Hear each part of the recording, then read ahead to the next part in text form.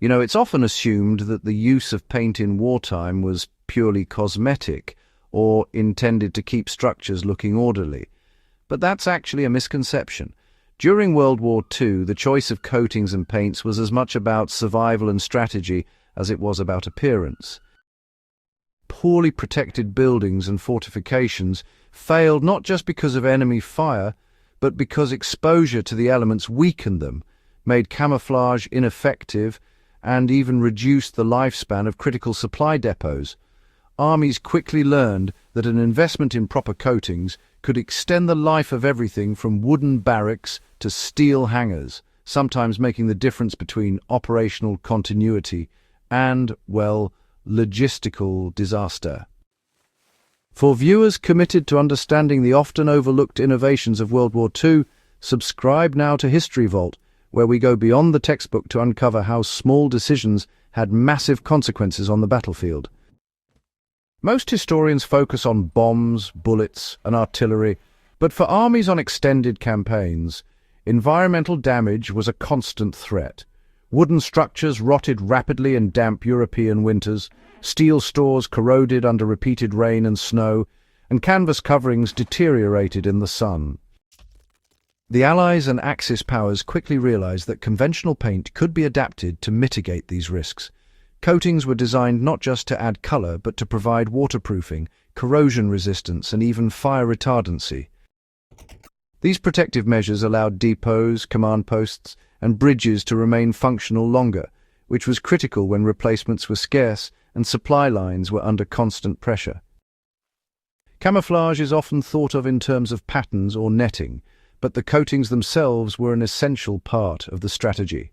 Early in the war, armies painted buildings, vehicles, and ships in disruptive colors to avoid detection. Observers soon realized that the paint used for camouflage could double as a protective barrier. For example, certain matte paints contained additives that resisted moisture penetration or slowed rust formation on steel. This meant that a barracks painted in dull greens and browns wasn't just hidden from aerial reconnaissance, it also stayed structurally sound longer in harsh weather. Commanders began specifying not only the pattern, but the chemical composition of coatings, effectively turning paint into a survival tool. World War II-era chemists developed paints that went far beyond simple pigment and binder mixtures. In the United States and Britain, linseed oil-based paints were combined with anti-corrosive compounds for metal structures. In Germany, synthetic resins were tested to create waterproof surfaces for bunkers and storage sheds. These coatings sometimes included metallic powders, tar derivatives, or even powdered asbestos to increase durability. What seems like a minor detail today, adding a few % of zinc oxide or iron oxide, had a measurable impact on operational readiness. Supply depots could endure repeated rainstorms without warping, and wooden bridges could support troops and vehicles far longer than untreated structures. It wasn't enough to formulate durable paint. Crews had to apply it under the same conditions that would later stress the structures. Soldiers and engineers painted in freezing temperatures, under heavy rain, and sometimes while under the threat of shelling. The challenge was to maintain a uniform coating thickness, often without specialized equipment. Techniques developed during these campaigns became lessons in improvisation. For wooden buildings, several thin coats were applied rather than a single thick one, which minimized cracking. Steel surfaces were sandblasted or wire-brushed before coating to improve adhesion. The discipline of application was as important as the chemical composition. One poorly applied coat could nullify the protective benefits entirely. In Europe, the Allies used weather-resistant paints extensively in temporary barracks, ammunition depots, and bridges. One notable example was the use of anti-corrosive coatings on Bailey bridges. These portable structures were crucial for moving armoured divisions across rivers, and their longevity depended on both design and surface protection. Without proper coatings, corrosion would render the bridges unsafe in months rather than years. In the Pacific, tropical humidity and salt spray created a different set of challenges.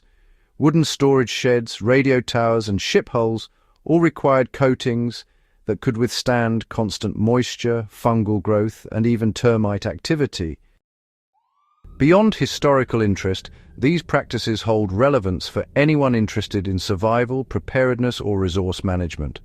Understanding how small, seemingly mundane interventions, like the right paint, can extend the life of structures under stress is invaluable. In modern backyard or off-grid survival scenarios, applying weather-resistant or anti-corrosive coatings to storage sheds, rainwater collection tanks, or even wooden garden beds can prevent failure and, reduce maintenance. The principle is consistent, material choice, protective layering, and proper application dramatically alter longevity. The next time you consider the role of paint or coatings, whether in historical study or practical applications, just remember that these materials were more than cosmetic. In wartime, they were strategic, protective, and, honestly, often life-saving. For historians, they offer a lens into the logistical and engineering challenges armies faced. For survivalists or planners, they provide practical lessons in how thoughtful material choices extend the usability of structures and reduce risk. Paint wasn't just a protective or camouflaging material, it was a logistics tool. By reducing the frequency of repairs, armies could reallocate manpower to more critical tasks.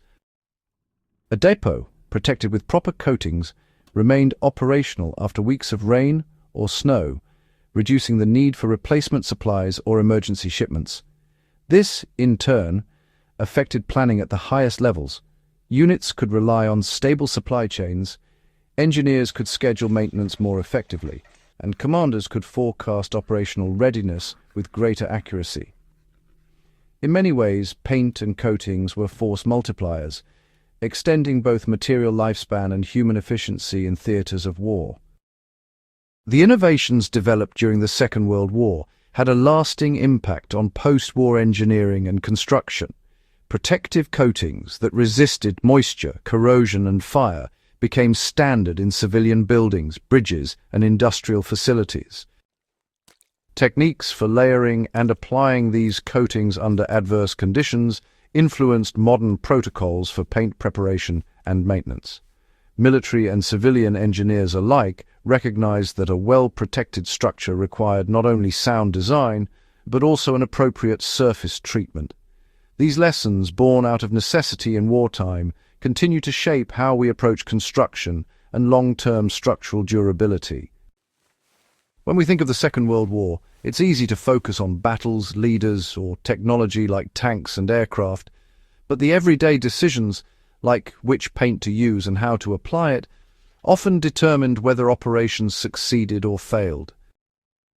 These seemingly small innovations preserved resources, extended the lifespan of essential infrastructure, and even influenced strategic planning.